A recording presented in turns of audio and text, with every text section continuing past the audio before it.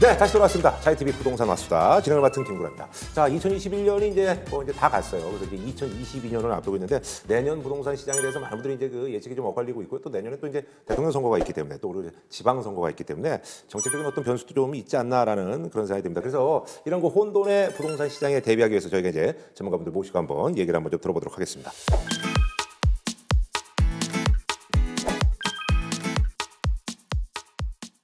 올해 2021년 부동산 시장 키워드로 뭐 하나로만 좀 요약을 해주신다면 각자 좀 부탁을 드리도록 하겠습니다. 우리 심 교수님. 네. 저는 뭐 눈치 보기 장세가 아니냐. 눈치 보기 장세. 상승 압력이 굉장히 큰데 정치권에서 뭐 특기를 계속 만들어 가지고 뭐 풀어준다 했다가 또 강화한다 했다가 그러면서 이제 시장은 또 아무도 모르게 확 오른 상태. 네. 뭐 그렇게 보고 있습니다. 김 교수님요. 저는 이제 변곡점이라고 보고 싶어요. 예. 이게 두 가지 같은데 하나는 이제 거래량이 수도권주 같은 경우에 굉장히 하락한 게 잡히고요. 이자율 상승을 무시할 수 없을 그렇죠. 것 같아요. 네. 이게 지금 이자율이 1% 된 게 끝이 아니고 네. 계속 오를 거기 때문에. 맞아요. 네. 뭐 나머지 세 분도 간단하게 한번 들어볼까요? 예. 저는 한마디로 드라이 아이스 장세다라고 말씀드리고 싶은데요. 겉에서 펄펄 끓는 것 같고 지표도 높고 호가도 높은데요. 거래량은 굉장히 낮은 이런 드라이 아이스 장세. 그럼 약간 좀 변곡점이랑 의미가 좀 비슷할 수도 있나요? 근데 변곡점이 하락의 시그널이냐 아니면 이게 조정장이냐에 따라서 조금 보는 시각은 좀 다를 수는 있을 것 같습니다. 예, 알겠습니다. 우리 이주연 대표님 말씀하신 것처럼 굉장히 아직은 상승세가 유지가 되고 있지만 이미 팔려고 내놓아도 잘 안 팔리는. 예, 그렇기 때문에 10월 초에 이제 변곡점이 발생을 한 것으로 판단이 되고 있고요. 보고 계시죠. 저는 이상한 상승장. 이상한 상승장. 보통 이제 매매 시장이 뜨거우면은 그러니까 전세 시장은 좀 안정되고 반대로 매매 시장이 조금 침체되게 되면은 사람들이 이제 임대 시장이 머물기 때문에 전세가 많이 오르거든요. 네네네. 올해는 매매가나 전세가는 역대급으로 오른 아주 이상한 시장이다라고 정리합니다. 네, 이제 보시면 이제 시도별로 이제 상승을 이제 작년과 올해를 좀 비교를 했는데 네네. 보시는 것처럼 전부 다 빨간불이에요. 다 올랐네요. 네, 그러니까 아주 그 중에서 제일 안 오르는 데는 어디예요? 전라남도가 제일 안 올랐어요. 전라남도. 그리고 이제 특히나 작년 같은 경우는 보시는 것처럼 이제 세종이 굉장히 많이 올랐습니다. 그래서 세종이 근데 얼마 전에 이제 보도 보니까 세종 무슨 뭐 이제 거래량 떨어지고 있고 뭐 그렇다. 예, 세종이 이미 이제 하락세로 이제 접어들기 시작했는데 연간 누적으로는 이제 여전히 상승에 속해 있고요. 그다음 특히 이제 올해 같은 경우는 이제 경기도, 제주도의 상승이 또 굉장히 컸어요. 예. 그리고 뭐 서울이나 기타 이제 나머지 지역들도 전부 다 상승하는 아주 이제 이례적인 불장이다 이렇게 말씀드립니다. 불장이었다라고. 아무래도 이렇게 뭐 이제 불장인 데는 여러 가지 좀 이유가 있을 것 같은데. 지금 이제 이러한 상황들이 수급에 대한 문제인데요. 지금 수급, 공급이 부족하다는 거에 대해서 누구나 다 인정하고 있습니다. 네네네. 기다려라, 참아라, 수급을 계속 눌러왔는데요. 올해는 그러니까 안 잡히니까 초강수를 뒀습니다. 유동성 확 틀어맞았어요. 네네네. 대출 금지. 맞아요. 예, 이게 지금 현재 이제 9월, 10월의 조정을 보여주고 있는데요. 이제 아기곰님이 또 좀 더 자세하게. 화면에 보신 것 같죠? 2010년대 이상 이후에 이제 올랐던 겁니다. 그래서 작년도에 9.65% 올랐던 게 지난 10년간 가장 많이 올랐는데 올해는 지금 이제 11월까지 아직도 한 달 남았지만 작년에 2배 이상 오르고 있습니다. 그래서 연말까지 지나면은 이제 20% 이상 상승으로 이제 끝날 거로 보여지고요. IMF 외환위기 직후인 2002년도 다음에 20% 이상은 역대 이제 두 번째니까 우리 지금 역대급으로 오르고 있다라고 할 수가 있습니다. 최근에 좀 다른 현상도 하나 짚어야 될 것 같습니다. 왜냐하면 작년 여름 이후에 폭등세로 바뀌었습니다. 작년 여름에 그때가 이제 그 임대차법이 통과되면서 지금은 아마 전세난이 매매가를 밀어붙이는 형태가 아닌가. 특히 그렇게 볼만한 거는 작년 여름 전까지는 지방 아파트들이 마이너스를 보이고 있었는데 여름 이후엔 플러스로 돌았습니다. 이게 한 5년 동안 마이너스였거든요. 그걸 보게 되면은 임대차법에 따른 전세난이 최근을 완전히 좀 뜨겁게 만드는 그런 게 아닌가라도 보여집니다. 하나 저도 의견을 더 하고 싶은 거는 2020년 기점으로 해서 과거 5년치 공급된 것이나 아니면 당해년도 공급된 걸 보면은 지난 10년 평균보다 위에요. 문재인 정권 이후에 좀 나눠서 볼 것이 그러니까 2019년 이전까지는 제 생각에는 이제 공급 부족이 했으나 2019, 20은 공급은 많았어요. 그래서 그때는 제가 봤을 때는 말씀하신 것처럼 유동성이 있고요. 이주연 대표님이 보시기에는 요즘 뭐 어떤 부동산 시장 전반적인 분위기는 어떠세요? 대출 좀 해주세요. 대출 좀 해주세요. 대출. 작년부터요. 실수요자가 도대체 누군지가 헷갈리는 거예요. 무주택자만 실수요자인가? 1주택자도 실수요자잖아요. 네네네. 근데 이 1주택자를 위해서 아무런 당근과 이런 것이 없어요. 그래서 집이 있으니까 입 다물어 뭐 이런 느낌이죠. 그래서 15억 넘으면 대출이 안 됐죠. 9억이 넘으면 대출이 조금 나왔죠. 9월 달부터 이제 10월 달부터 본격적으로 우리가 느끼고 있는 건 새 집에 들어갈 꿈이 막 모락모락해요. 얼마나 좋겠어요. 이제 자기 집도 다 벌써 정리를 하고 갑자기 대출이 안 나온대요. 정말 갑자기. 새벽에 6시부터 가서 줄 서갖고 은행에 대출 받으려고 기다리고요. 그다음에 아침에 7시에 선착순으로 집단 대출을 받았어요. 그래서 1분 컷. 1분 컷에 안 들으신 분들은 대출 못 받고 여기다가 이제 전세금 대출까지 이건 못 건드릴 줄 알았거든요. 사실 이게 뇌관이었어요. 전세금 대출을 좀 풀어준 것이 유동성에. 이거를 틀어막으면서 지금 이사를 가거나 집을 옮기면 대출이 안 나올까봐 내년 초로 모두 잔금을 미루겠답니다. 지금 이게 분위기입니다. 어쨌든 뭐 정부는 이제 뭐 아파트 값을 좀 잡는 게 이제 목표였으니까 여러 가지 뭐 잡음은 있긴 합니다만 이게 어느 정도 이게 효과를 보고 있다라고 이제 보시는 거예요? 두 분 교수님 어떠세요? 정부 정책 효과는 뭐 지금까지 나타난 바가 없는 것 같습니다. 저는 정부 관료들이 그런 얘기를 좀 안 했으면 좋겠는데 몇 달 뒤에 떨어질 것이다, 내년에는 안정될 것이다. 그 말이 한 번도 안 지켜져 가지고 지금 바른 말을 하더라도 국민들이 과연 믿겠냐 그런 생각도 있습니다. 시장은 자연스러운 흐름이 있거든요. 그 흐름을 좀 이해를 해야 되는데 지금 우리 여당은 이런 입장이니까 이 입장에 맞춰서 모든 걸 해석하고 그런 것들이 좀 너무 자의적이다. 선거 앞으로 좀 더 심해졌다는 말씀이시죠? 그렇죠. 특히 이제 아마 앞으로 엄청난 혼란이 들어올 겁니다. 뭔가 하면은 이제 종부세를 납부한 게 있지만은 단독주택에 대한 표준지 공시지가가 곧 터질 테고 2월 달에 아마 아파트에 대한 공시가격이 또 터질 겁니다. 그럼 그때 이제 대선 후보들이 가만히 있겠냐, 뭐라고 한마디씩 다 하고 여당, 야당이 한마디씩 하면은 도대체 국민들은 실수자는 어디로 가야 될지 그런 것들이 극대 혼란 상황으로 계속 가지 않겠냐. 정부발 리스크가 크다 이렇게 보고 있습니다. 그래요? 예. 교수님 어떠세요? 네, 우선은 뭐 본 정권 들어와서 20몇 번의 정책이 나왔는데 사실 그것과 반대로 갔잖아요. 그래서 부동산 시장의 힘이 정부의 어떤 파워보다 좀 더 컸다고 볼 수가 있을 것 같고요. 따라서 이거를 막기 위해서 또 지나친 개입을 하는 건 좀 안 좋은 것 같아요. 오히려 지금의 흐름을 바꾸는 거는 한국은행의 정책 방향인 것 같아요. 금리 인상. 그래서 이거는 사실 인플레이션 같은 거시 경제를 좀 함단하기 위한 중앙은행의 개입 같은 것들은 지금 저는 바람직하다고 봅니다. 자, 부동산 마스터 본격적으로 이제 2022년 부동산 시장을 좀 전망을 할 텐데 저희가 이제 그 어벤져스 분들이 이제 지금 이렇게 좌우로 나눠졌는데 이게 뭐 사실 자석 배치상 그런 게 아니라 의견에 따라서 저희가 한번 이쪽이 이제 상승으로 해요. 세 분이 이제 상승을 의견을 주셨고요. 그리고 이제 두 분은 하락으로 해서 이제 스코어로 뭐 굳이 나눈다면 3대2로 상승 쪽에 약간 좀 저희가 이제 의견이 조금 더 실렸는데 먼저 좀 하락 쪽에서 먼저 뭐 좀 말씀 좀 해주실래요? 그거는 좀 여쭤야 될 것 같아요. 저는 이제 인플레이션하고 이제 이자율 두 개가 되게 중요한데 인플레이션 지금 지나치게 오고 있어요. 그래서 미국에서도 얘기 맨날 나오고 있고 이 미국에서 인플레이션이 어느 정도냐면은 OECD에서 발표한 거 보면은 1970년 이후에 전년 대비 상승률이 제일 높아요 지금. 뭐 6% 뭐 이런 얘기 아니요, 18%였어요. 이거 전역이 엄청난 상태이기 때문에 그건 인플레이션 효과거든요. 그럼 인플레이션 잡기 위해서 미국 기준금리를 계속 올릴 거예요. 이제 9월달에 FOMC에서 나왔던 얘기가 뭐냐면은 2024년까지 2%까지 올린다는 얘기를 했어요.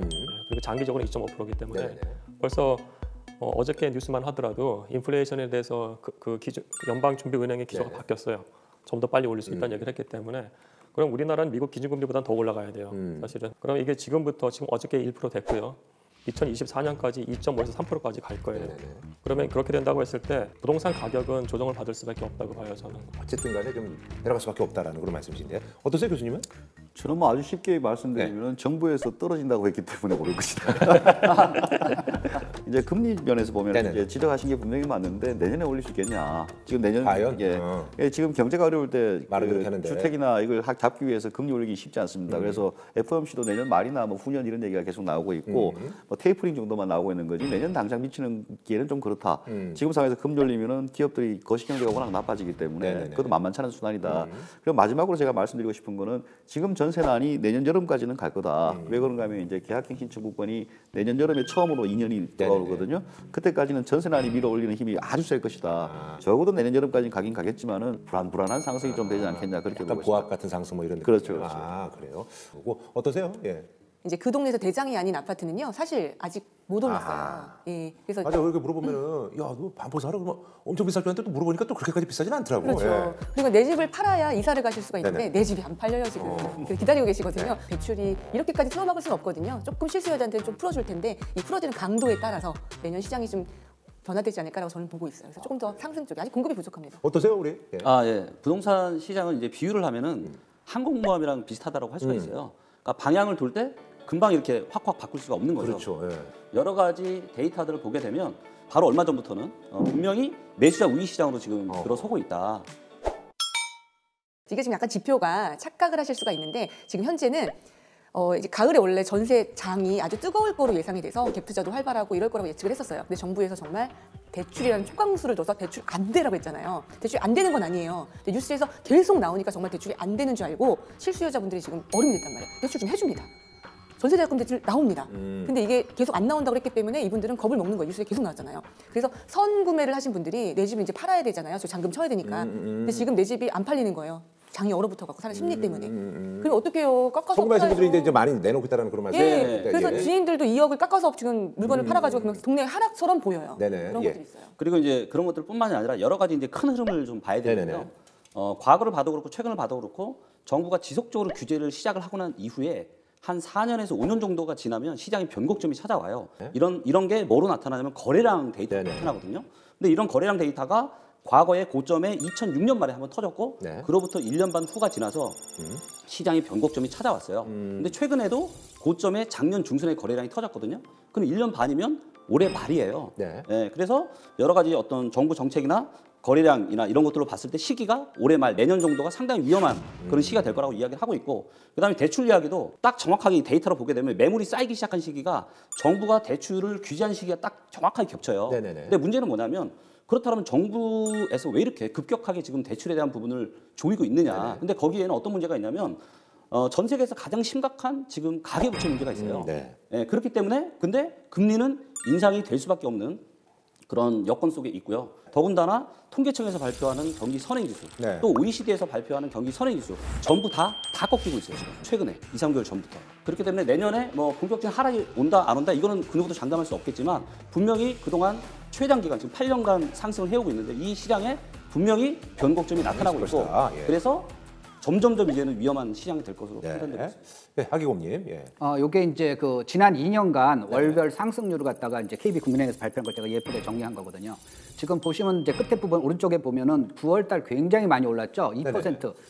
그 8월에 비해서 이제 9월달에 2% 이상 올랐고, 그다음에 10월하고 이제 11월에는 좀 이제 주춤하는 경향이 있습니다. 그래서 정부에서도 그렇고, 그다음에 이제 앞에서 말씀하셨던 이제 두 분도 말씀하셨고, 이제 변곡점이 온 것 같다라고 말씀하셨는데, 그 절대치를 보게 되면은요, 지금 현재 보면은 그 주춤한 게 지금 한 1.3%, 11월에 1.5% 네네. 정도 상승한 거예요. 그게 과거치에 보면 굉장히 큰 거예요. 그러니까 9월 달에 너무 커가지고 굉장히 뜨거운 물이었다가 조금 무지근한 물이니까 이거 차고라고 느끼는 거지 현재 수준도 굉장히 많이 오르고 있다라고 할 수가 있고요. 내년도는 이만큼 상승장은 아닌데 하락장을 넘어가기에는 조금 어렵다라는 겁니다. 여기 대해서 뭐 이제 반론하실 거 있어요? 저는 근데 말씀하신 것처럼 좀 거래량을 좀 봤으면 좋겠어요. 예를 들어서 3분기 거래량을 봤을 때 올해 3분기하고요. 지난 3년간 평균을 봤을 때 광동구 같은 경우에는 60% 넘게 거래량이 줄어요. 네네. 노원구 같은 경우에는 지난 3년간 3분기 거래량이 평균에서 2,500이에요. 네네. 근데 올해 1,000이에요. 네. 노원구가 제일 큰 마켓이거든요. 근데 서울들 대부분이 40% 이상 거래량이 급감했어요. 네. 사실은. 만약에 이렇게 거래량이 급감한다는 얘기는 팔려는 사람들이 굉장히 고가에 팔려는 거고 살려는 사람들은 지금 저가에 사고 싶은 작년 거예요. 같으면 이제 따라 샀는데. 예. 그렇죠. 예. 근데 이 사람들이 과연 일로 따라갈까? 금리 부담이 되는데 저는 모르겠어요. 아하. 아, 그런 말씀이시군요. 그리고 이제 제가 조금 그 데이터를 가지고 전국을 한번 말씀을 좀 드리고 싶은데 네네. 이 데이터는 뭐냐면 실제로 부동산을 사고 싶은 사람이 얼마나 많은지 네. 또 팔고 싶은 사람이 얼마나 많은지를 네네. 지역별로 보여주고 있는 데이터고요. 그 다음에 또 뭐가 있냐면 전세 지급이 얼마나 좋은지 즉 네. 전세가 공급이 많은지 수요가 많은지를 또 알 수 있는 네네네. 데이터예요. 그래서 보시면 오른쪽 위에 있는 지역들 즉 제주도, 충북, 충남, 강원도 저 지역은 뭐냐면 전세가 수요가 여전히 많고 네네네. 매수세도 여전히 많은 곳들이에요. 즉 저 지역들은 지금도 여전히 분위기가 좋다. 네네네. 그래서 거기는 분위기가 왜 좋은 거예요? 이 지역들은 작년이나 재작년까지 계속 하락을 하다가 이제 상승한 지 얼마 안 됐어요. 예. 상승으로 돌아선 지. 그리고 이제 향후에 입주 물량도 별로 없고 네네네. 리스크가 별로 없는 지역들이라 분위기가 좋은 곳이고요. 반면에 왼쪽에 밑에 있는 지역들 거기가 가장 밑에 있는 데가 어디냐면 세종. 그래서 세종이 현재 전국에서 가장 분위기가 안 좋고 이런 흐름은 아마 내년에도 지속이 될 가능성이 좀 높다라고 보여지고 있고요. 그다음 또 왼쪽에 있고 방향이 밑으로 왼쪽으로 가고 있는 지역들, 즉 대구, 전남, 서울, 대전, 경기, 부산 이 지역들이 위험한 2군이라고 볼 수 있어요. 그래서 이 지역들도 정부의 주요 지역들이. 예, 이미 이제 현재 지금 상황이 별로 좋지 않아요. 예, 이미 팔고 싶은 사람은 많은데 사고 싶은 사람은 별로 없는 이런 지역 가격에는 네, 이렇게 되고 있는. 그래서 지역에 따라서 조금씩 이런 전망에 대한 부분들이 조금씩 달라질 것 같아요. 여기 대해서 뭐 좀 저는 뭐 변곡점일 수도 있고 아닐 수도 있고 시장이라는 게 2008년 이전하고 2008년 이후를 한번 살펴볼 필요가 있습니다. 2008년 이전에는 우리가 오르다가 떨어진 게 아니고 멈춰서 갔어요. 그냥 이렇게 2008년 이후에는 오르다가 좀 떨어졌다가 가기도 하고 뭐 이런 건데 지금은 이제 멈춰서 갈지 약간 조정받고 갈지는 모르겠습니다. 일단 뭐 대세적으로 봤을 때는 가는 게 맞다라고 보여지고 있고 떨어지더라도 저는 뭐 이번에는 크게 걱정은 좀 안 하는 게 왜 그런가 하면은 그때 금융위기 때나 IMF 때는 다 돈이 없었어요.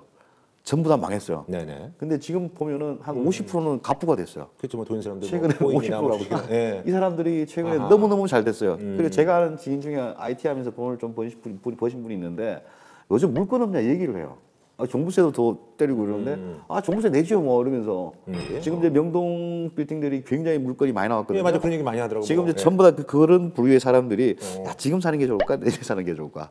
예를 들어서 100억 하는 빌딩이 지금 90억 됐다. 그러면은 내년은 80억일까? 뭐 이런. 근데 어쨌든 간에 그것도 떨어지긴 떨어진 거잖아요. 지금 명동은 떨어져 있는 네. 상태고 네. 뭐 지금 주택하고는 좀 다른 거니까 이 사람들은 부동산, 사겠다는 생각은 변함이 없는 거예요. 과거에는 뭐 100억짜리가 30억으로 떨어졌거든요. IMF 때는. 네네네. 그때도 30억 때는도 살 사람이 없었어요. 돈이 없어가지고. 네. 네. 근데 지금은 대기업 다니시는 분이나 IT 쪽이나 뭐 플랫폼 기업이나 이쪽 보면은 임원들 자체가 뭐 수억에서 수십억에 가까운 인센티브를 받고 그렇기 때문에 과거의 조정장하고 좀 다른 모습이 아닌가라고 보여집니다. 그래서 조정이 일어나더라도 어쨌든 일시적일 것이다라는 예, 얘기죠. 그렇죠. 그래요. 여기 대해서 뭐 제가 한 말씀 드릴게요. 네. 이게 이제 국토교통부에서 발표한 걸 제가 예쁘게 정리한 건데요. 현 정부가 출범한 2017년 5월부터 가장 최근 데이터는 9월까지 발표됐거든요. 진한 색깔이 이제 수도권 거래량이고 흐린 색깔이 이제 그 지방의 거래량입니다. 그래서 그 수도권이 지금 한 6% 정도 감소했고요. 그러니까 이제 현 정부 출범해서 작년까지 평균 거래량에 비해서 올해니까 6% 감소됐고 지방에서도 5대 광역시는 많이 줄었어요. 11% 줄어들고요. 근데 기타 지방은 오히려 50%가 증가됐어요. 네네. 굉장히 많이 늘었어요. 그래서 보면은 거래량이 줄었다라는 거는 이제 수도권하고 이제 그 5대 광역시가 줄어든 거고 오히려 그냥 뭐 아까 경남, 뭐 전남, 뭐 강원 이런 데는 오히려 거래량이 굉장히 이제 폭발하고 있다라고 할 수가 있습니다. 자, 그러면 우리가 생각할 때 와, 이제 거래량 줄었으면 사는 사람이 줄어가지고 이제 주는 거니까 이제 앞으로 집값 떨어지겠네라고 생각할 수가 있는데 놀랍게도 보면은요. 그럼 올해 들어와서 거래량이 줄었던 수도권은 얼마나 집값이 올랐냐면 20% 이상 올랐어요. 아까 거래량이 굉장히 50%나 늘어가지고 거래량 폭발을 하고 있는 기타 지방 같은 경우는 9.2%밖에 오르지가 않았어요. 이건 무슨 현상이냐면은 거래량이 적다는 거는 사는 사람이 적을 수도 있지만 파는 사람이 극히 적기 때문에 그런 거예요. 그래서 파는 사람이 적기 때문에 지금 현재 보면은 어쩌다 한번 거래되면 그게 신고가가 돼버리는 거예요. 그래서 지금 시장 왜곡 현상을 벌이는데 그럼 왜 파는 사람이 없냐? 세금이 비싸잖아요. 양도소득세가 70% 넘는데 그걸 다 내고 하면 누가 그걸 팔겠어요? 갖고 있다가 증여하거나 그냥 끝까지 버티게 하기 때문에 그래서 그게 지금 거래가 안 터지기 때문에 시장 이런 왜곡적인 현상이 좀 벌어지고 있는 거거든요. 그래서 지금 거래량이 줄어든다는 걸 자체를 갖다가 매수자가 없어서 거래가 안 된다고 해석하면 조금 그거는 시장을 잘못 해석할 가능성이 있습니다. 예, 알겠습니다. 이 부분도 이제 지역에 따라 좀 다를 것 같은데요. 아까 이제 보시는 것처럼 이제 전세 수급이 높은 지역들, 그쪽 지역이 지방이 많아요. 예, 그리고 이제 데이터로 봤을 때 일단 인천 같은 경우는 내년에 이제 굉장히 전세 시장이 안 좋아질 거고요. 입주 물량이 너무나도 많기 때문에. 그리고 대구 같은 경우도 전세 시장이 굉장히 안 좋을 거예요. 그리고 세종도 별로 안 좋고요. 그래서 대구, 세종, 인천 이 지역 빼놓고 나머지 지역들은 여전히 전세 시장은 어떤 큰 경기에 대한 충격만 없으면 전세는 강세를 띌 가능성이 꽤 많다고 보여집니다. 네네. 예. 전세가요 지금 가격이 세 가지예요. 네. 임대차 갱신을 한 전세. 그다음에 이제 이번에 갱신권을 안 쓰고 주인하고 적당히 합의를 봐가지고 네네네. 예, 조금 올려주고 한 이분들이 현명하신 분들이고요. 그다음에 이제 입주를 바로 할 수 있어서 그냥 전세가 완전히 비싼 전세. 지금 세 개 가지가 있는데 어쨌든 KB 전세 가격은 평균을 찍잖아요. 네네네. 지금은 갱신한 것은 가격을 찍을 수가 없으니까 이제 아주 많이 올라간 얘네들까지 네네네. 가격이 딱딱딱 찍으니까 전세값 상승이 굉장히 가파랐고 그러니까 지금 초강수로 전세 대출도 안 해주고 안 된다 이런 거잖아요. 네네네. 근데 이제 내년 하반기가 되면은 이 갱신권들이 다 돌아와요. 네네네. 물량이 어쨌든 주인들이 가만히 있겠어요. 그때는 이제 세입자분들이 조금 올려주고 협의 좀 보고 있고 네네네. 싶겠지만 주인 입장에서는 이쁠 리가 없잖아요. 그렇죠, 그렇죠. 너는 무조건 내가 내보낸다. 근데 이제 전세 매물이 나오게 되면 지금의 호가만큼 받는 거 내가 2년을 참았으니까 이제 올려가지고 네네네. 그도대로 그렇지만 시장은 전세가 많이 풀리니까 그거보다는 조절된 가격에서 그래서 지표는 전세값이 드디어 잡혀. 전세값 드디어 몇 주 연속 하락으로 기사가 나올 수는 있지만 표면적으로 전세가 떨어진 것은 아니에요. 아하. 저는 이제 내년 전세를 그렇게 예상을 합니다. 네, 우리 아기호님이 뭐 또 부연 설명 좀 해주신다고요? 예. 지난 10년간 월 평균 상승이 0.37%인데 최근 2년간은 2배 이상 올라가지고 이제 0.76%고요. 가장 보면은 이제 올해 들어와서도 지금 전세 시장에 잡히지가 않고 있는데 내년도에 매매 시장보다 더 걱정되는 게 바로 전세 시장이에요. 시장의 전세 매물이 점점 줄어들고 있고 전세를 이제 월세로 전환하는 그 추세가 네네네. 굉장히 급속히 이제 진행될 거예요. 그래도 너무 궁금해가지고요. 종부세 발부됐다고 한 날 네네. 좋은 것들 갖고 있는 분들한테 다 이제 카카오톡으로 보냈어요. 종부세 얼마 나왔어? 다주택자 분들 같은 경우는 굉장히 담담하신 상황이고 많이 또 나오긴 했어요. 왔구나. 많이 나왔지만 알고 있었기 때문에 이제 정리하실 분들 미리 정리하셨잖아요. 근데 당황한 것은 사실 이제 2주택 정도를 가지고 계시는 실수요자이신데 네네네네. 이제 미리 대비를 안 하셔서 팔아야 되는데 이제 팔리지가 않았고 뭐 이런 것들. 아니 이제 더 오를까봐 못 팔고 증여를 빨리 하시거나 네. 이제 대비를 차리셨어야 되는데 그냥 이제 일도 바쁘고 하다 보면 네네네. 집 2개 정도는 네네. 이런 분들이 많이 나왔고요. 똘똘한 채로 바로 갈아타신 분들은 생각보다 안 나왔습니다. 아 생각보다. 예, 부산의 가장 비싼 모 아파트 이제 1주택이신 분들 200만 원대 종부세 나왔고요. 가운데 있는 뭐 그죠? 예, 그렇죠. 그다음에 이제 대치동에 있는 이제 우선미라고 일컫죠. 네네네. 그 중에 한 군데의 대형 아파트를 갖고 계신 분이 네. 부부 공동 명의로 700만 원대 나왔습니다. 아하. 그리고 이제 정말 700만 원이면 거기는 얼마예요? 아파트 가격이 얼마예요? 아파트 가격이 10억 좀 넘는 그러면 뭐. 이제 그 20억이 좀 안 되게 샀는데요. 이제 2년 만에 지금 어. 하시거든요. 그다음에 이제 법인으로 매수하신 것들이 사실은 굉장히 종부세가 많이 나왔어요. 똘똘한 낭치가 아니라 예를 들면 뭐 10매덕짜리 이렇게 몇지 이렇게 분들은 정말 많이 나왔어요. 이분들 지금 이번에 속출일 거예요. 근데 예전보다 많이 나온 것은 맞는데요. 그렇다고 해서 이 세금 때문에 집 팔 거냐 고민하실. 아니 그럼 저기 예. 뭐 언론에서 뭐 이것 때문에 뭐 소송을 벌인다 이거는 약간 좀. 아니 화는 부글부글 나죠. 이제 4대 보험도 많이 나올 거고 이게 이제 또 그 어쩔 수 없이 자산이 많이 부추기는 불었으니까 부분이 좀 있는 거예요, 그럼? 상위 2%만 내는 세금이니까 2% 이런 뉴스가 나왔잖아요. 사실 재산세도 내는데 종부세 이중과세잖아요. 양도세도 내야 되는데 이런 거에 대해서 지금 기분이 좋진 않죠. 아까 상위 2% 이런 얘기하는데 서울의 집이 대략 한 350만 채 정도 있습니다. 네네네. 좀 더 되거나 그런데 지금 서울 시내에서 종부세 맞은 사람이 50만 명입니다. 50만 네네. 명이 약간 안 되거든요. 350만 채 집에서 50만 명이 집을 폭탄을 맞았는데 2%라 숫자는 어디서 나왔는지는 잘 모르겠습니다. 그래서 그런 것들에 대해서 조금 분노하는 게 있는 게 아니냐. 사람들은 자꾸 이렇게 하는 거예요. 그 갓 태어난 애까지 포함해가지고 그 3살짜리한테도 너는 종부세 대상 아니니 행복해라. 이런 정부의 통계거든요. 모든 인물을 통계를 하기 때문에 그래서 그런 것들은 좀 무리가 아닌가 그렇게 보고 있는 것 같더라고요. 좀 세제는 좀 예측 가능성이 있어야 되고요. 그리고 이제 좀 형평성이 좀 있어야 된다고 생각을 해요. 그러니까 재산세가 우리나라가 낮은 건 맞아요. 네네네. 근데 종부세가 또 부담이 되는 것도 맞거든요. 일부한테 좀 이거 다 합쳐가지고 좀 세제에 대한 개혁을 좀 했으면 좋겠어요. 저는. 네.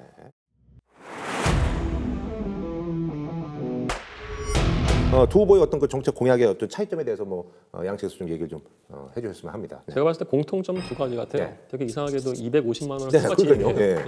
근데 사실 이게 얼마나 허황된 거냐면은 그 노태우 정권 때 200만 원 얘기했는데 네. 그때도 엄청난 중앙 정부가 파워풀했는데 100만 원 공급했거든요. 100만 원도 엄청난 거였어요, 사실은. 네. 근데 250만 원이라는 숫자가 어떻게 나온 어떻게 나온 것인지. 거지? 근데 어떻게 공통적으로 이렇게 또 공통적이에요. 나왔네? 예, 그게 하나고 두 번째는 이제 도심 재개발을 얘기를 하는 것 같아요. 네. 서울 같은 경우에. 그러면 이거는 아마 강북에 있는 빌라하고 다세대 토지 시장을 자극할 것 같다는 생각이 좀 들고요. 네. 차이점. 차이점. 것처럼 세제죠. 예, 이제 국민의힘 쪽에서는 아무래도 세제를 좀 낮추겠다는 것이고 이재명 지사는 뭐 국토보유세 뭐 이런 것도 도입을 네네네. 해가지고 이게 좀 뜨겁더라고요. 예, 세율 자체를 굉장히 올린다는 것인데, 근데 사실 내용 자체가 좀 덜 다듬어진 측면들이 있는 것 같아요. 제가 봤을 때는. 아, 예. 예. 근데 어쨌든 이제 기존에 이렇게 가서 이제 좀 더 세부적인 내용들은 이제 앞으로 나오겠는데 어쨌든 예. 이런 상황이다. 예.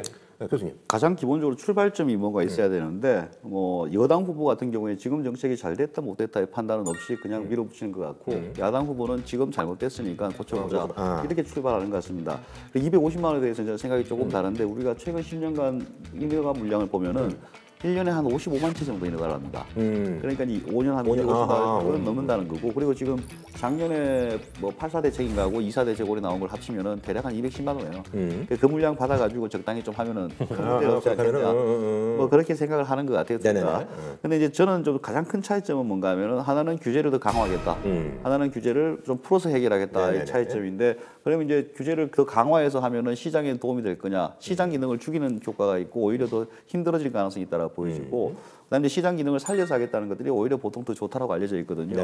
뭐 그렇게 한번 비교할 수 있겠다는 게. 그럼 요소적으로 얘기하면 어쨌든 간에 이재명 후보가 이제 당선이 되면 집값이 오른다는 얘기고. 그럴 수도 있죠. 근데 뭐 집값은 이제 저는 떨어질 가능성이 높다고 보는 게 이재명 여당 후보가 될 경우에는 이제 공급이 그때 이제 입주가 시작될 겁니다. 시작되면 시장은 어떤 식으로 이제 뭐 반응을 하게 돼 있는 거고. 그래서 저는 진짜 우려하는 거는 이제 그 금액이 어디만큼 들어갈 거냐. 기본주택 100만 원 이런 게 있는데 우리가 이제 작년 재작년까지 보게 되면은 임대주택 하나당 1억 2천만 원 듭니다. 네. 100만 채면 120조죠. 네. 그런 돈이 어디서 나온지가 상당히 궁금하다. 그다음에 윤석열 후보 같은 경우에는 저 뭐 돈 얘기는 하지 않고 있지만은 기존에 신도시 하고 있는 물량 있잖아요. 네네네. 그중에 임대주택을 바꿔가지고 뭐 원가 주택 얘기를 그러니까요. 하고 있는데 이게 뭐 약간 좀 허황되다 이런 얘기들이 좀 나오고 있더라고요. 지금 현재도 보면 임대주택 하고 있는 걸 보게 되면은 시세보다 토지 같은 것들은 한 30-40% 싸게 하고 있습니다. 그래서 그런 것들을 좀 조정하면 가능은 하지 않겠냐라고 보여지고 있고. 원가 주택 30만 원은 좀 가능하다고. 그게 별로 힘든 거 아니에요. 그래요? 지금 하고 있는 거에서 약간만 바꾸면 돼요. 그 대신 임대주택 공급 물량은 좀 줄어들 가능성이 있고. 다만 이제 이분 또 환매를 해서 사야 됩니다. 국가가. 국가가 환매를 해서 살 때 만약 환매가 몰리게 되면은 그것도 한 100조 이렇게 필요할 거예요. 그 돈은 이제 어떻게 감당할 거냐. 그건 나중에 또 둘 다 봐야 되는데 둘 다 문제는 있지만 하여튼 그 여당 후보 같은 경우에 돈이 더 많이 필요하고 야당 후보는 그보다는 적게 필요하다. 그 정도로 정리가 될 것 같아요. 그래서 용적률이 엄청나게 나오는 게 그 이재명 후보 같은 1000%까지 얘기했고요. 윤석열 후보는 한 500%뭐 이렇게 얘기하는 게 있어가지고 그러니까 높이져가지고 거기서 좀 계산을 한 것 같아요, 이 사람들. 여기 대해서 뭐 의견 있어요, 우리 알고님은? 두 후보 모두 이제 차이점을 보게 되면은 이재명 후보 쪽에서는 이제 바람 정책이고 윤석열 후보는 햇빛 정책이거든요. 네네네. 그러니까 이재명 후보는 현 정부가 약간 뜨뜻미지근하게 바람을 불려면 제대로 불어야 뜨뜻미지근을 하면서 더 강하게 했다. 내가 한번 정권을 잡으면 정말 외투를 벗을 만큼 날아갈 만큼 바람을 세게 불겠다는 거고 윤석열 후보는 여태까지 바람 불었는데 안 되는데 그거 한다고 되겠냐 좀 따뜻하게 해가지고 옷을 벗게 만들겠다 이제 그런 정책이거든요. 근데 세부적으로 보게 되면 두 분 다 이제 250만 원을 갖다 공급하겠다는데 근데 집은 땅이 있어야 되거든요. 그렇죠. 땅이 250만 원 지을 땅이 어디 있는데 우리가 원하는 곳에 줘야 되는데. 네. 그러니까 사람들이 살고 싶어하는 지역에 살고 싶어하는 주거 형태를 해야 되는데 250만 원이라는 그 숫자에만 매몰되게 되면 나중에 뻔하게 빌라, 도시형상주택 이런 거만 막 짓는 거예요. 그건 지금도 남아요. 두 후보 정책 중에서 처음에 이제 이 후보는 기본주택으로 그렇지만 제가 눈여겨보이는 건 국토보유세고요.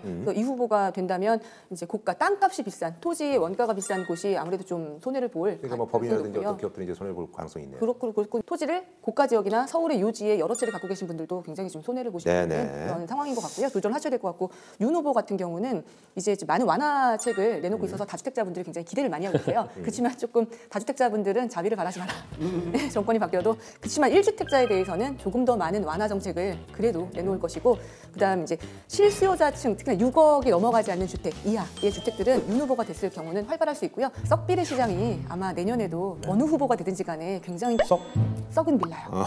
낡은 빌라들이 굉장히 인기를 끌 것 같고 지금 이제 신통이라고 해서 신속통합개발 살짝 멀천대트 끌어오세요. 김 그 신통이라고 해서 신속통합개발 지금 현재 오세훈 후보가 하는 것들이 있는데 이런 것들 지금 동의서 진구 활발합니다. 떨어져도 재도전할 수 있습니다. 동의서 우리도 한번 이번 기회에 떠봅니다.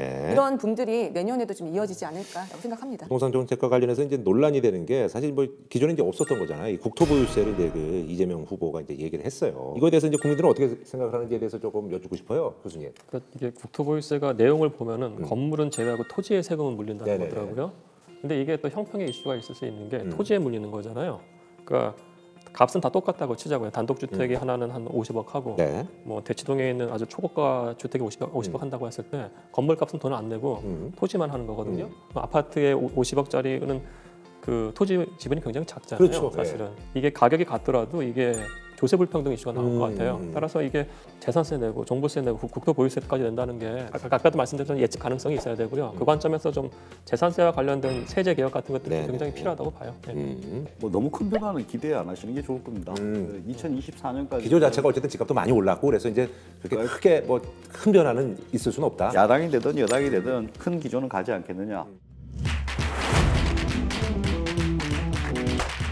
집값이 계속 오르지는 않습니다. 집값이 몇 년에 한 번씩 떨어지거든요. 그러니까 평균적으로 이제 5년에 한 번씩 집값이 떨어졌어요. 그래서 IMF 때부터 보면은 제가 이제 회색으로 표시된 데가 집값이 하락기가 있는 거죠. 가장 최근 떨어진 거는 2018년 11월부터 2019년까지 한 그 1%가 떨어졌어요. 그래서 전고점에 비해서 1% 이상 떨어진 게 그건 전국 평균이에요. 어떤 서울이나 특정 지역이 아니라. 그래서 다 5번이 있는데 떨어질 때는 보면은 뭐 찔끔찔끔 떨어지고 오를 때는 지금 왕창왕창 오르고 있거든요. 그래서 가장 최근에 오른 거는 이제 2019년 8월부터 지금까지 올해 11월까지 27개월간 32%나 올랐다라고 할 수가 있습니다. 과연 그러면은 2013년도에 만약에 아파트를 못 판 사람이 있어요. 그래 떨어졌어요. 그때 내가 못 팔아가지고 내가 정말 천추의 한이 됐다라고 생각할까요? 지금 그게 지금 얼마나 올랐는데 그때 이후에도 몇 배나 올랐는데요. 그래서 너무나 단기적인 시각으로 부동산 시장을 너무 단기적으로 보지 말라는 거예요. 살 사람들이 이제 여건이 되면 사란 말씀이시죠? 그렇죠. 무주택자는 무조건 사야 돼요. 삼성전자 주식 사려다가 겁나서 안 사면 끝이에요. 네. 근데 부동산은 뭐냐면 집을 안 사는 순간 자기는 세입자가 되기 때문에 자기는 전세 올라가는 거에 대해서 거기서 그 위험에 노출되거든요. 네네. 그래서 실제로 보면은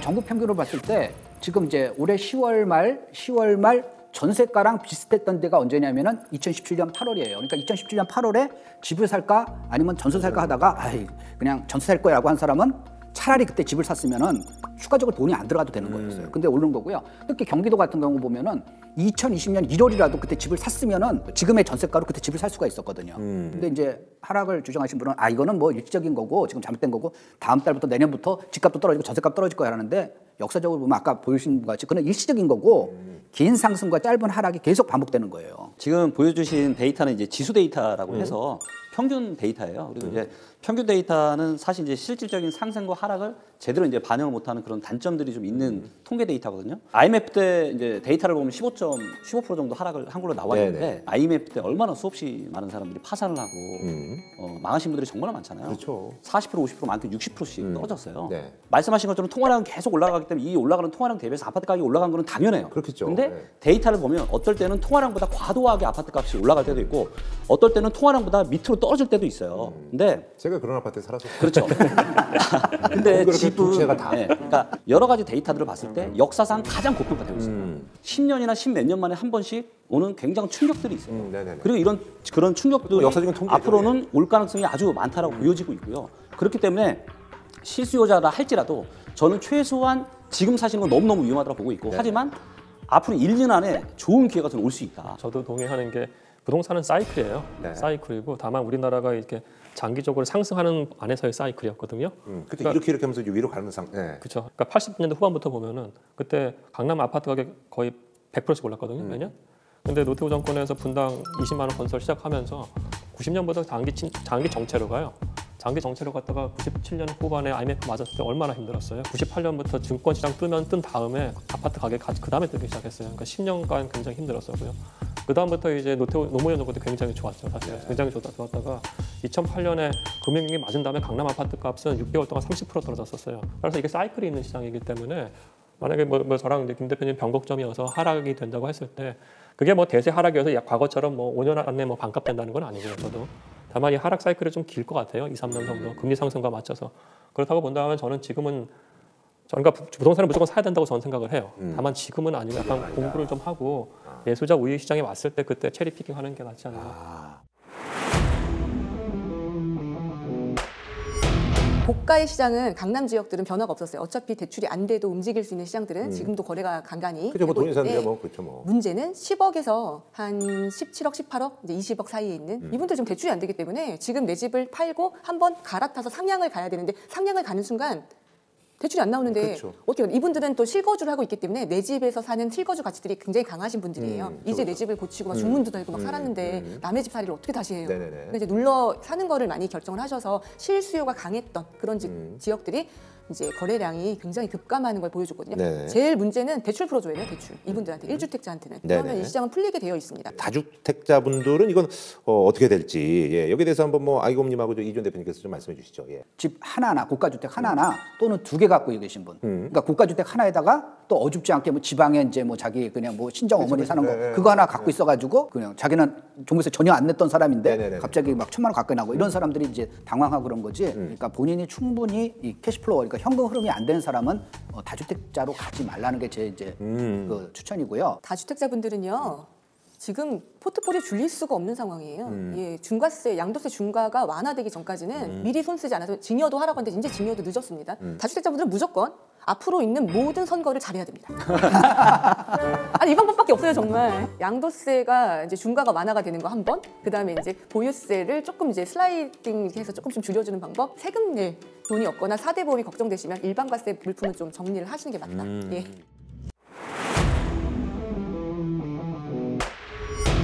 바둑 둘 때 손 따라 두지 말고 여기가 올라요 여기 올라 그 쫓아가면 안 돼요. 그게 아니라 그 지역의 주택 수요가 늘은가 주택 수요가 늘은가. 그다음에 누구든지 와서 살고 싶은 지역인가. 네네. 그 주택 수요가 어떻게 늘어나? 그거 어떻게 알아? 그 지역에 일자리가 양질의 일자리가 많이 늘어나는데 그런 거 이제 통계청 들어가면 찾아볼 수가 있거든요. 네네네. 그런 거 위주로 좀 보시면 되겠습니다. 아, 내년의 투자 상품은 대출이 어디서 나올 건가를 한번 살펴보시고 그쪽으로 수요가 갈 거예요. 대출이 나오는 곳, 그다음 주택수에 영향을 미치지 않는 곳, 혹은 재산세에 주택수가 늘어나더라도 내 재산세에 크게 지장이 없을 만한 물건들. 이런 것들이 무엇이 있냐면요. 여전히 꼬마 빌딩이라든가 올근생 같은 상품들, 그다음에 상가 분양 이런 것들 굉장히 많이 좀 뽐뿌가 들어올 것 같고요. 지식형 산업센터도 마찬가지고요. 주택수가 늘어나도 내 재산세에 크게 영향을 미치지 않는 썩은 것들. 요즘에 썩은 빌라뿐만 아니라 썩은 상가, 썩상까지도 유행이에요. 썩빌, 썩상.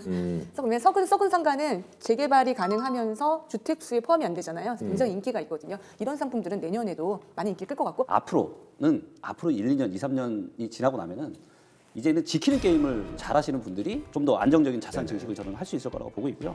그리고 현재 지금이라도 내 집이 없으신 분들은 지방 아까 이제 얘기한 아직도 분위기 좋은 그리고 당연히 지난번 서산 얘기하셨죠. 예, 서산 최근 가장 많이 오른 데가 서산. 한 군데가 서산이에요. 그래서 아직도 서산 괜찮고요. 서산 괜찮고. 그래서 저평가된 지역에 지방에 인구가 몰리고 일자리가 늘어나는 네네. 그런 데 있어요. 분명히 그런데 지금이라도 내 집 마련 하시면 좋을 것 같고요. 저도 의견 좀 드릴게요. 그 전 세계 대형 금융회사들이 지금 투자하는 데는 주택하고 그리고 물류 창고예요. 대단히 죄송한데 상가 투자하시면 안 됩니다. 오프라인 상가는 전 세계적으로 다운턴이기 때문에 분양 상가 투자하시면 굉장히 위험하시고요. 다 비어 있더라고. 통통 비어 있더라고. 되어 있어요. 그래서 재개발 이슈가 있는데 아니면 하시면 안 돼요. 상가는 아까 말씀하신 썩은 상가라고 말씀하셨는데. 미국 같은데 이제 백화점도 오프라인 백화점도 막 망하고 있거든요. 예. 네, 다 온라인 때문에. 이런 곳에 투자하는 건 대부분이 이제 큰 대형 회사들이 하는 거기 때문에 실물 자산보다는 좀 유동화 자산의 위치나 ETF 같은 거를 바라보시면 좋을 것 같아요. 특히 물류 창고 같은 경우에는 지금 미국에서 가장 큰 데가 프로로지스라는 회사인데 네네. 전체 마켓 쉐어에서 5%밖에 차지 안 해요. 그 얘기 뭐냐면은 1등 업체는 더 많이 차지하거든요. 사실은 아직 그 인더스트리 자체가 물류 창고업 자체가 그 고도화가 좀 덜 된 상태예요. 네네. 그래서 이런 쪽으로 살펴보시는 것도 하나 방법일 것 같아요. 위치로. 예. 자, 그런 말이죠. 이제 뭐 집을 갖고 계신 분들은 자기도 있습니다만 자녀들도 좀 생각을 해야 되겠고 그래서 자녀라든지 후배들한테 뭐 추천하고 싶은 뭐 재테크 방법이 있다면 어떤 게 있을지 신 교수님 좀 말씀해 주신다면. 뭐 저는 1억 천금은 없다. 네. 처음에 한 3에서 5년은 뭐 시드머니를 어떻게든지 만들어야 돼요. 그렇죠. 예. 그리고 나이대별로 각각 투자 상품이라든가 이런 것들이 다 정해져 있습니다. 네. 방금 말씀하신 리츠 같은 것도 굉장히 좋고요. 최근 10년간 투자 수익률이 한 7%좀 될 겁니다. 그 정도 되면은 거의 복리로 계속 했다고 그러면 어마어마한 거거든요. 네네네. 그래 그런 식으로 한번 고민해 볼 필요가 있다. 네네. 일단 이제 이렇게 상승장이 길어지게 되면 모두의 조바심을 많이 자극하게 됩니다. 그렇죠. 예. 너만 자산 상승이 못 탔어? 탑승해. 지금도 늦지 않았어. 빨리 버스 타. 버스가 떠나기 전에 이렇게 많이 하는데요. 이럴 때 사기꾼 주의. 가장 주의하셔야 되고 고수익의 안정성을 보장하는 건 없습니다. 그쵸. 그래서 결정을 하셔야 돼요. 하이 리스크 하이 리턴을 지향할 것이냐 아니면 안정적인 것으로 가되 수익을 조금 줄이는 방향으로 갈 것이냐를 반드시 마음속에 염두를 하시고 이것이 여윳돈인지 영끌한 대출한 이런 돈인지 따져보셔서 그 자산의 그 역량에 따라 그 성격에 따라서 좀 결정하셔야 되고요. 때로는 하이 리스크 하이 리턴 필요하거든요. 네, 그럼요. 자, 이렇게 해서 오늘 저 부동산 어벤져스 5분 모시고 저희가 함께 했는데요. 오늘 뭐 얘기 이제 뭐 아까도 이제 말씀하신 것처럼 우리가 듣고 싶은 얘기만 듣지 마시고요. 전반적으로 판단을 하셔서. 근데 오늘 우리 이제 양측의 얘기를 들어보면 어쨌든 간에 그래도 의견 일치가 되는 부분들이 있으니까 그런 것들 여러분들 잘 캐치를 하셔서 도움이 되시길 바라겠습니다. 네, 자이TV 부동산 와수다. 다음 시간에 또 뵙도록 하겠습니다. 고맙습니다. 예, 감사합니다. 예, 감사합니다. 예. 자이TV